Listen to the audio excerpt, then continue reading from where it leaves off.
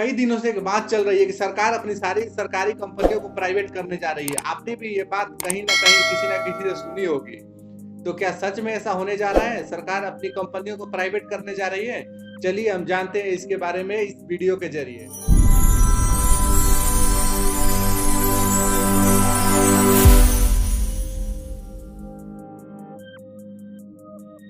तो बात यह है कि सरकार अपनी सारी कंपनियों को प्राइवेट नहीं करने जा रही है, वो पीपीपी के मॉडल पे काम कर रही है, 3P के मॉडल पे। इसको P3 भी बोल सकते हैं। तो इसका मतलब होता है पब्लिक प्राइवेट पार्टनरशिप। मतलब सरकारी कंपनियां है वो प्राइवेट कंपनियों के साथ पार्टनरशिप में काम करेंगी और अपने सारे प्रोजेक्ट को पूरा करेंगी। देश के कई सारे हाईवे इसी मॉडल पे बने हुए हैं, पीपीपी के मॉडल पे। और सरकार ये जो प्रोजेक्ट होता है सरकार पहले से उसको तैयार करके रखती है और फिर प्राइवेट कंपनियों से पार्टनरशिप करती है और उस प्रोजेक्ट को पूरा करने में उस प्राइवेट कंपनियों की मदद लेती है। ये पहली बार नहीं है कि भारत इसके मॉडल पे पहली बार काम कर रहा है, इससे पहले भी काम कर चुका है। कई सारे हाईवे बने हुए हैं और बाकी ये बहुत सारे देश हैं जो कि इस मॉडल पे काम कर चुके हैं और अब से नहीं, बहुत पहले से, मतलब 25-30 साल पहले से बाकी सारे कंट्रीज इस पे काम कर चुके हैं। अमेरिका, चाइना, ब्रिटेन, ऑस्ट्रेलिया, ये सब इस पे काम कर चुके हैं। आप ये देख सकते हैं एक कंट्री का नाम है जो कि पूरे इस मॉडल पे काम किए हुए हैं। तो सवाल ये आता है कि आखिर सरकार को पीपीपी मॉडल की जरूरत क्यों पड़ती है, जबकि सरकार के पास इतना धन नहीं होता है जिसे वो अपनी जो कि घोषणाएं की हुई लाखों करोड़ रुपए की जो परियोजनाएं हैं, प्रोजेक्ट्स हैं, उसको पूरा कर सके। इसके लिए वो प्राइवेट कंपनियों से पार्टनरशिप करती हैं और वो सारे प्रोजेक्ट को पूरा करती हैं। ये जो पीपीपी मॉडल है ये एक तरह का इंफ्रास्ट्रक्चर प्रोजेक्ट्स को फंडिंग करता है, जैसे कि नए टेलीकम्युनिकेशन सिस्टम हो गए, पावर प्लांट्स हो गए, एयरपोर्ट्स हो गए। इस तरह के जो भी बड़े बड़े प्रोजेक्ट्स हैं उसको ये फंडिंग करता है और इसके जरिए प्रोजेक्ट को पूरा किया जाता है। और जो सरकारी कंपनियां हैं उसको रिप्रेजेंट स्टेट गवर्नमेंट या फिर सेंट्रल गवर्नमेंट कोई भी कर सकता है। ये डिपेंड करता है कि वो काम किसके तहत किया जा रहा है। और प्राइवेट कंपनियों का प्रतिनिधित्व उसको रिप्रेजेंट उसके एमडी सीईओ करते हैं और ये दोनों के बीच में ऐसा बॉन्डिंग बन जाता है, अच्छा बॉन्डिंग बन जाता है, जिससे ये दोनों मिलकर काम करते हैं और ये सार्वजनिक क्षेत्र में एक अच्छा विकास करते हैं। तो अब हम जानते हैं P3 मॉडल के क्या क्या फायदे होते हैं। इसे एक फायदा ये होता है कि जो भी प्रोजेक्ट शुरू होता है वो सही लागत में और सही समय पे पूरा हो जाते हैं। और इसका दूसरा फायदा ये है कि सही समय पे प्रोजेक्ट के पूरा हो जाने से उस प्रोजेक्ट से जो इनकम होता है वो सही समय पे आना शुरू हो जाता है, जिससे कि सरकार की आय में बढ़ोतरी होती है। और तीसरा फायदा ये है कि इस प्रोजेक्ट को पूरा करने में जो भी श्रम और फंडिंग की जो प्रोडक्टिविटी होती है उसको बढ़ाकर अर्थव्यवस्था की क्षमता को बढ़ाया जा सकता है। और इसका तीसरा फायदा ये है कि इस मॉडल के तहत जो भी काम होता है उसकी क्वालिटी जो होती है वो सरकारी काम के मुकाबले बहुत ही बेहतर होती है और ये जो भी काम का टाइम लिमिट होता है उसके अंदर ही पूरा हो जाता है। और इसका चौथा फायदा ये है कि इस मॉडल के तहत जो भी अगर नुकसान होता है या जो भी नुकसान का भरपाई होता है वो सिर्फ गवर्नमेंट नहीं करती है, प्राइवेट कंपनियां भी मिलकर करती है। मतलब ये एक डिवाइड हो जाता है दो भाग में, तो ये भी एक फायदा है। और इस मॉडल के तहत जो भी सरकार की बजटीय आय होती है, जो बजट होता है उसके लिए उसको फंडिंग लेना पड़ता है। कभी कभी वर्ल्ड बैंक से लोन लेना पड़ता है या बाहर के कंट्री से लोन लेना पड़ता है। तो ये सब से बचा जा सकता है, सरकार को ये सबसे निजात मिल जाता है इस मॉडल पे काम करने के तहत। तो इसको हम एक एग्जांपल की तरह समझ सकते हैं, जैसे कि हमको कोई बिजनेस करना है तो अगर हम अकेला बिजनेस करेंगे तो हमें बहुत सारा पैसा चाहिए और रिस्क भी बहुत ज्यादा रहेगा। अगर नुकसान हुआ तो पूरा का पूरा हमारा पैसा चला जाएगा। अगर वही हम बिजनेस किसी दूसरे आदमी के साथ पार्टनरशिप में करते हैं तो आधा पैसा उसको वो भी लगाएगा, तो हमारा बिजनेस भी हो जाएगा और पैसा भी ज्यादा नहीं लगेगा। अगर इस बिजनेस में अगर कुछ नुकसान होता है तो नुकसान हम दोनों को भरना पड़ेगा, जैसे कि नुकसान हुआ तो आधा मैं भी भरूंगा, आधा वो भी भरेगा। तो इसमें फायदा ही है, इसमें कुछ नुकसान नहीं है। तो इसको हम इस तरह से समझ सकते हैं। इसका दूसरा एग्जाम्पल भी हम समझ सकते हैं, जैसे कि कोई कंपनी आई, उसने एक बिल्डिंग रेंट पे लिया, तो ऐसे तो काम नहीं करा सकती, उसके लिए उसको पूरा इंटीरियर डिजाइन करना पड़ेगा। उसके लिए वो ऑप्शन रखती है कि जो कंपनी इंटीरियर डिजाइनर की कंपनी है उसमें बोली लगता है कि जो कंपनी इसको कम दाम में और सही समय पे पूरा कर देगी उसको वो कॉन्ट्रैक्ट दिया जाएगा। और वो उसमें वो भी देखते हैं कि कौन सी कंपनी का रेपुटेशन कैसा है। उस हिसाब से जैसे बोली लगती है, जो कंपनी कम दाम में करेगी उसका रिकॉर्ड भी अच्छा है, उसको वो प्रोजेक्ट मिल जाता है और वो पूरा प्रोजेक्ट खत्म करके पूरा काम करने लायक उस बिल्डिंग को बना देती है कि इसमें इतना किधर पेंट्री रहेगा, किधर कैफेटेरिया रहेगा, किधर वर्क स्टेशन रहेगा, ये सब वो डिजाइन करती है और उसको बना के चली जाती है। तो इसका मतलब ये नहीं है कि वो कंपनी जो कॉन्ट्रैक्ट पे काम कर रही थी वो उसका बिल्डिंग हो गया, वो बिल्डिंग उसका नहीं होगा, ना ही उसका बिजनेस होगा। तो ये एक एग्जांपल है, इसकी तरह हम समझ सकते हैं। तो इसका मतलब यही है कि सरकार फायदे का सोच रही है, वो कोई भी कंपनी को, अपनी सरकारी कंपनियों को प्राइवेट नहीं करने जा रही है, वो बस पीपीपी के मॉडल पे काम कर रही है ताकि उसको कम नुकसान में और कम लागत में वो काम पूरा हो जाए और फायदा भी हो।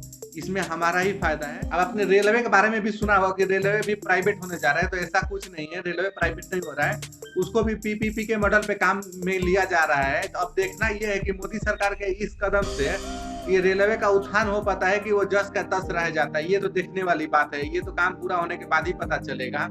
माना ये जा रहा है कि इससे रेलवे में वर्ल्ड क्लास टेक्नोलॉजी को शामिल किया जा सकता है।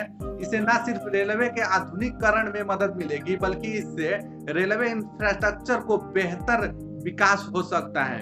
रेलवे में आधुनिक जो कोचें आती है, वो उसकी जो जरूरत है वो पूरी की जा सकेगी। रेलवे ट्रैक की जो कमी है उसकी पूरी की जा सकेगी और वही रेलवे स्टेशनों पर बुनियादी सुविधाओं का भी विकास हो सकेगा। तो कुछ दिन पहले ये खबर आ रही थी कि सरकार 109 रूटों को, जो भी ट्रेन के 109 रूट है उसको प्राइवेटाइजेशन करने जा रही है, लेकिन ऐसा कुछ नहीं है। सरकार वो पीपीपी के मॉडल पे 109 ट्रेनें चलाए जा रही है। उसे ये नहीं है कि जो पहले का रूट है उसको बदल दिया जाएगा, प्राइवेट कर दिया जाएगा, वो जैसा है वैसा ही रहेगा। कि जो 109 चल रही है, ये जो अतिरिक्त ट्रेनें हैं, मतलब एडिशनल ट्रेनें वो चल रही हैं और इसके तहत लोगों को फायदा होगा, जो कि नए नए रोजगार मिलेंगे नए लोगों को। और इसमें टिकट वगैरह पे कोई बढ़ोतरी नहीं होगी। रेलवे का जो भी नियम कानून है उसमें कोई प्रभाव नहीं पड़ने वाला है। तो आप ये सब से चिंता ना करें और ये बाकी के अफवाहों पे ध्यान ना दें और अपने दिमाग से सोचें और जानकारियां इकट्ठा करके इसके बारे में सोचें। फाइनेंस मिनिस्टर ने कहा कि रेलवे इंफ्रास्ट्रक्चर को डेवलप करने के लिए 2018 से 2030 के बीच में 50 लाख करोड़ रुपए की जरूरत होगी। और फाइनेंस मिनिस्टर ने यह भी कहा कि सरकार माल वाहन के लिए ये सड़क के अलावा नदी मार्ग का भी उपयोग करने पे विचार कर रही है। इससे फायदा ये होगा कि रेल और सड़क मार्ग पर ट्रैफिक कम हो जाएगा, जिसकी वजह से रुकावटें कम आएगी। और तो ये जो पीपीपी फंडिंग है, इसके तहत कई सारे मॉडल हैं और सारे मॉडलों की अलग अलग विशेषताएं हैं। तो इसमें एक मॉडल आता है डिजाइन बिल्ड, मतलब डिजाइन को बनाना। इसमें जो सरकारी कंपनियां हैं वो एक डिजाइन बना देती है, जैसे रेलवे का वो एक डिजाइन बना देगी और फिर प्राइवेट कंपनियों को बोलेगी ये जो डिजाइन है इसको एक अलग बुनियादी ढांचे में तैयार करें। और ये इतने लिमिट होता है, उसका एक कॉन्ट्रैक्ट दिया जाता है, तो एक लिमिटेड कॉन्ट्रैक्ट होता है, उतने पैसे में ही उतने समय में ही उनको करना होता है, वो करते हैं। और इसमें जो भी नुकसान वगैरह होता है वो सिर्फ प्राइवेट कंपनियों को ही जाता है, उसमें सरकारी कंपनियों का कोई इंटरफेयर नहीं रहता है। और दूसरा आता है ऑपरेशन एंड मेंटेनेंस कॉन्ट्रैक्ट, मतलब संचालन और रख रखाव जो होता है। तो उसमें जो सरकारी काम होता है, जो प्रोजेक्ट होता है, उसके रख रखाव संचालन के लिए प्राइवेट कंपनियों को इनविटेशन दिया जाता है कि आप आओ, इसको इतने साल तक चलाओ, अच्छे से चलाओ, और उसके बाद वो फिर से सरकारी के तहत आ जाएंगी। उसका मालिकाना उनको पास नहीं जाता है, वो बीच में जो रख रखाव करते हैं उसके बीच में भी वो मालिक नहीं रहते हैं, बस उसका वो मेंटेनेंस करते हैं, लेकिन मालिक उसका गवर्नमेंट ही रहती है। और इसका एक मॉडल आता है डिजाइन बिल्ड फाइनेंस ऑपरेट। इसका मतलब होता है जो प्राइवेट कंपनियां हैं वो खुद एक अपना इंफ्रास्ट्रक्चर तैयार करेंगी, उसको बनाएंगी, उसको पूरा एक बुनियादी ढांचा देंगी और उसको लॉन्ग टर्म तक मेंटेनेंस करेंगी, उसकी फंडिंग भी खुद ही करेंगी और लॉन्ग टर्म तक मेंटेनेंस करेगी और उसके बाद उसको गवर्नमेंट के हवाले कर देगी, मतलब वो फिर से गवर्नमेंट में आ जाएगा ये सब काम पूरा होने के बाद। तो इसमें गवर्नमेंट का ही फायदा है ऑब्वियसली। और एक आता है उसमें बिल्ड ऑन ऑपरेट ट्रांसफर। इसमें जो प्राइवेट कंपनियां हैं वो एक जो कंपोनेंट होता है, इंफ्रास्ट्रक्चर कंपोनेंट होता है, उसको फंडिंग भी करती है, उसका डिजाइन भी बनाती है, उसका निर्माण भी करती है और उसको ऑपरेट भी करती है, लेकिन एक लिमिटेड टाइम के लिए। और वो टाइम खत्म होने के बाद वो जो भी काम पूरा था, जो भी चल रहा था, वो सब एक सरकारी कंपनियों को वापस ट्रांसफर कर देती हैं और उसका रोल वहां से खत्म हो जाता है। और एक आता है बाई बिल्ड ऑपरेट। इसका मतलब ये है कि जो भी सरकारी कंपनियां हैं वो कुछ लिमिटेड टाइम के लिए प्राइवेट कंपनियों को दे दी जाती है, वो उसका मालिक भी वही होता है, उस टाइम लिमिटेड टाइम के लिए उसको ऑपरेट करता है, उसको फंडिंग करता है, उसको चलाता है, उसको जो भी उसमें नाफा नुकसान है वो पूरा वो प्राइवेट कंपनियां ही देखती हैं, एक लेकिन एक लिमिटेड टाइम के लिए। और एक है बिल्ड लीज ऑपरेट ट्रांसफर। इसका मतलब है कि जो प्राइवेट कंपनियां हैं वो सरकारी जो जमीन है उस पर वो काम करेगी, अपना प्रोजेक्ट लगाएगी, जो भी प्लान है वो लगाएंगी, और लिमिटेड टाइम तक, जब तक लीज है जब तक वहाँ पे काम करेगी वो, मतलब जो भी फंडिंग है, उसका डिजाइन है, संरचना है, वरचना है, वो सब खुद ही करेंगी और उसको उस लिमिटेड टाइम तक चलाएंगे। जब वो टाइम पीरियड खत्म हो जाएगा तो पूरा का पूरा सीधा गवर्नमेंट को ट्रांसफर हो जाता है, वो पूरा बिजनेस जो है वो पूरा गवर्नमेंट को चला जाएगा, मतलब उसमें प्राइवेट कंपनियों का कोई रोल नहीं रहेगा। तो इसमें तो बहुत फायदा है कि कंपनी जो सरकार है वो सिर्फ उसको भूमि दिया, सिर्फ जमीन दिया और उसको पूरा एक बना बनाया कंपनी मिल गया। तो इससे ज्यादा फायदा और क्या हो सकता है। और एक होता है ऑपरेशन लाइसेंस। इसमें जो प्राइवेट कंपनी है वो किसी सरकारी कंपनी का जो भी काम चल रहा है या जो भी प्रोजेक्ट चल रहा है उसको एक कानूनी तौर पर वो ऑपरेशन करने के लिए लाइसेंस मांगती है और इसको बोलते हैं ऑपरेशन लाइसेंस। और ये ज्यादातर आईटी सेक्टर में होता है इस तरह के काम। और एक होता है फाइनेंस ओनली, मतलब सिर्फ वो फंड देगा और कुछ नहीं करेगा। इसमें प्राइवेट कंपनियां हैं जो सरकारी कंपनियों के काम के लिए जो फंड नहीं होते उसके लिए वो फंड मुहैया कराती हैं और उसके एवज में वो कुछ नहीं करती है, उसका कुछ उसमें रोल नहीं होता है। बस जो पैसे देती है उस पर वो ब्याज लेती है, मतलब जो इंटरेस्ट लेती है वही उसका फायदा रहता है, उसमें और कोई फायदा नहीं रहता है। और ये जो P3 मॉडल है इसमें कई तरह के चैलेंजेस भी आते हैं, मतलब कई तरह के रुकावटें भी आती हैं, जैसे कि प्रोजेक्ट का अप्रूवल लेने में भी दिक्कत आती है। कई सारे